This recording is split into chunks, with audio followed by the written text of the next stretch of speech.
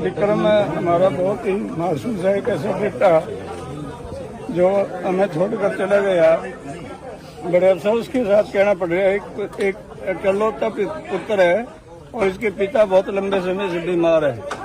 माँ ने बहुत मेहनत करके पालन पोषण किया था और बड़ी खुशी हुई थी कि भाई अब हमारा बेटा कमाने के लायक हो गया, फौजी बन गया। और फौजी बेटा से हमें बड़ी उम्मीदें थी। अभी कुछ दिन पहला ही छुट्टी आया था और एक शादी समारोह में गए हुए थे। हमारे एक दूसरा बेटा भी एक शादी में, वो भी फौजी है एयरफोर्स में, ये दोनों गए हुए थे। और जब वापसी कर रहे थे तो बत्ता कदरम के बीच एक एक्सीडेंट हो गया, जिसकी वजह से हमारा ये बच्चा हमारे बीच नहीं रहा।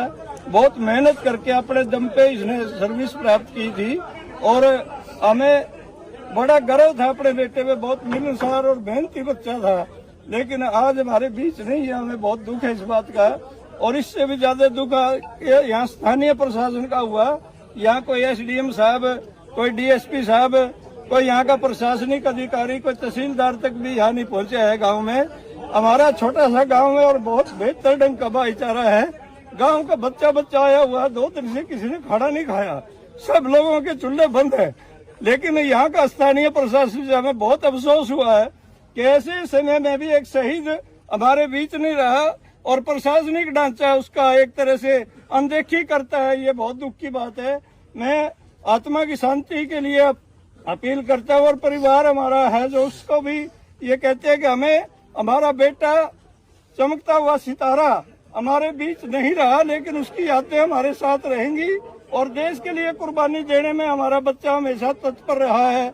हमें इस बात का बड़ा गर्व है, लेकिन यहाँ के स्थानीय प्रशासन का हमें दुख भी है।